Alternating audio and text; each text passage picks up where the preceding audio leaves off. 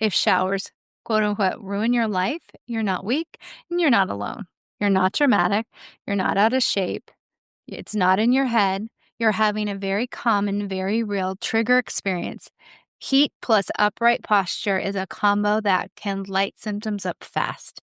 And in daily life, the impact is real. POTS can shrink your world, not because you're incapable, because your body is doing extra math to keep you upright.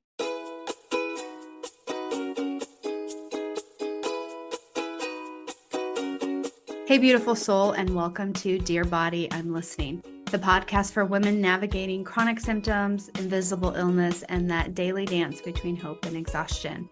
If you've ever been told it's all in your head, well, this podcast is for you because your body is not lying and neither are you. Hi, I'm Donna Piper, movement therapist, Pilates instructor, and chronic illness navigator. After years of being dismissed, misdiagnosed, and doing everything quote unquote right, but still getting sicker, I created this space to tell our truth. Here we talk about swelling, brain fog, nervous system crashes, and the kind of symptoms that don't always show up on lab results.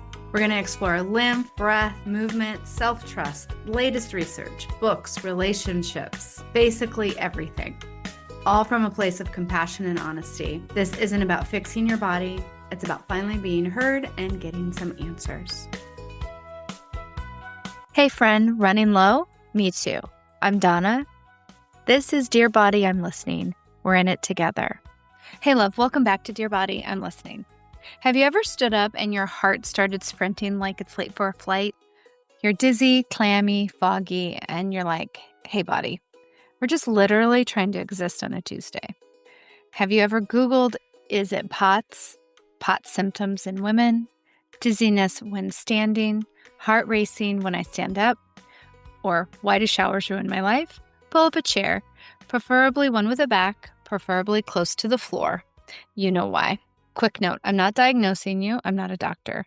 I'm someone who lives in a body that does the most. I'm someone who lives in a body with 5 different comorbidities: lipedema, MCAS, POTS, hypermobility EDS, and ME/chronic fatigue syndrome. And I'm your podcast bestie with a trauma-informed lens. I was a former psychotherapist, and I have a very low tolerance for gaslighting because I was gaslit for many, many years.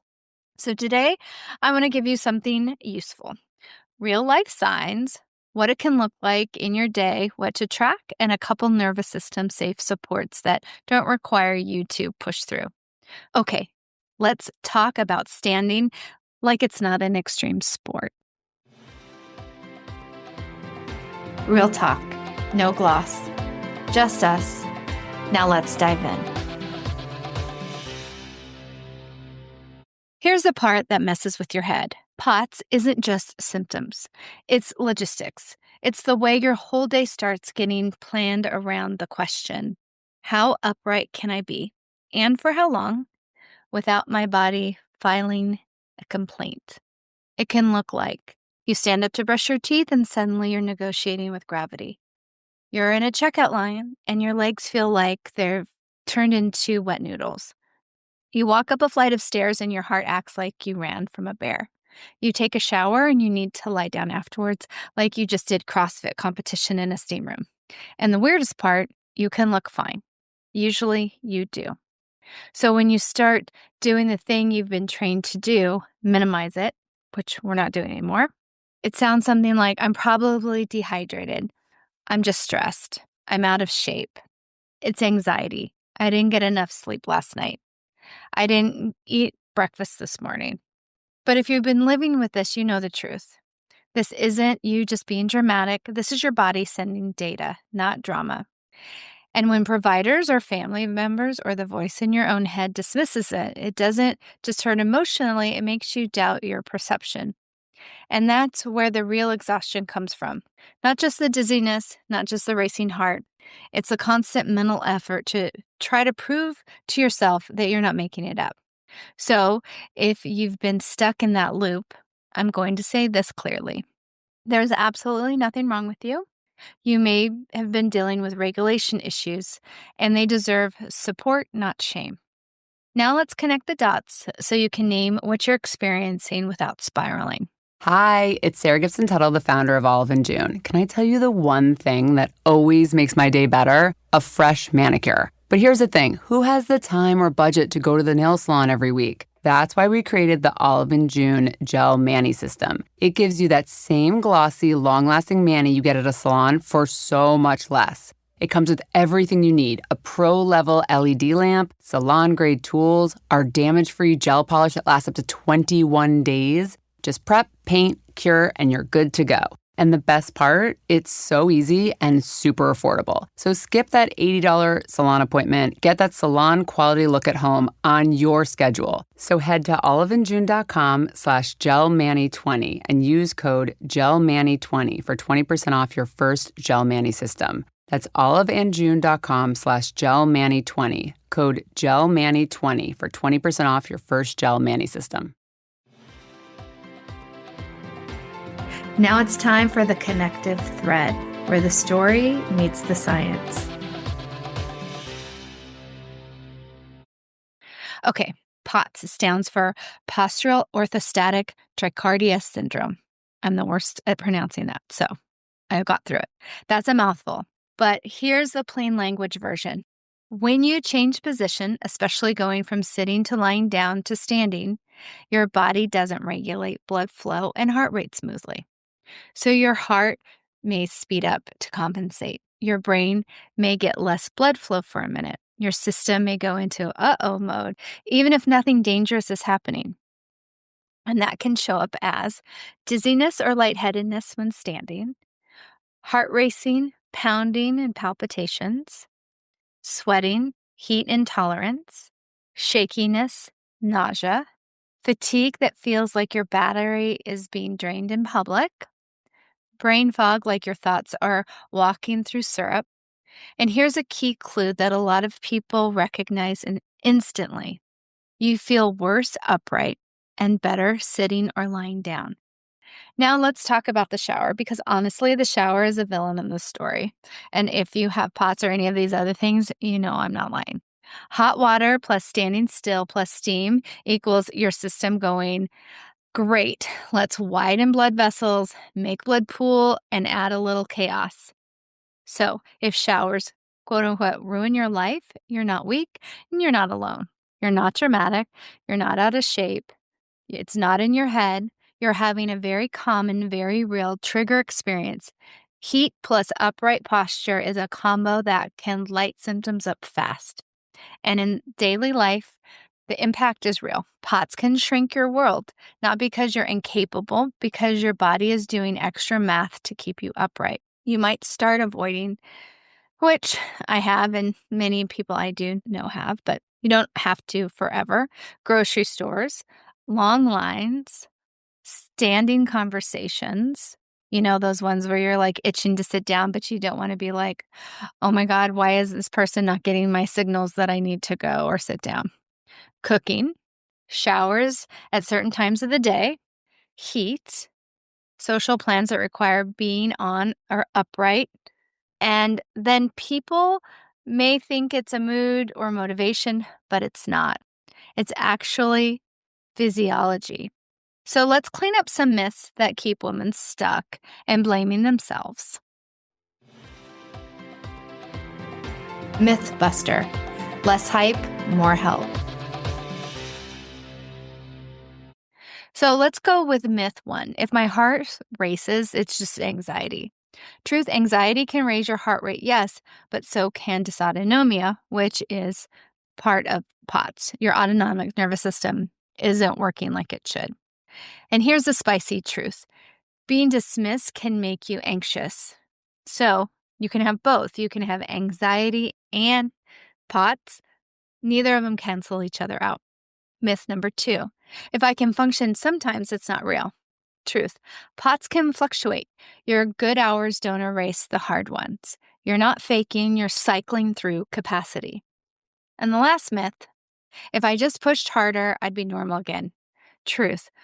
For a lot of us, push through is what makes symptoms worse. Sometimes the bravest thing is choosing smart support instead of self-punishment. And if you needed permission to stop calling yourself lazy for needing to sit down, here it is. You're not lazy. Hey guys, finding the perfect gift for the food lover in your life is easy, thanks to Goldbelly. Goldbelly ships America's most iconic foods straight from world-famous restaurants right to your door. So if you want to treat someone to Joe's Stone Crab from Miami, Franklin Barbecue from Texas, or desserts from famous foodies like Ina Garten or Martha Stewart, Goldbelly has you covered. Just go to goldbelly.com and for a limited time, get 20% off your first order with promo code GIFT. That's promo code GIFT. Feel good flow time, micro moves, macro reliefs. Let's breathe together. If you're feeling some symptoms right now, or standing has been a trap lately, try this gentle support. Sit if you can. Always lie down in the most comfortable position. Probably not stand. Your feet on the floor, or if you're lying on your back, bend your knees until your feet are on the floor.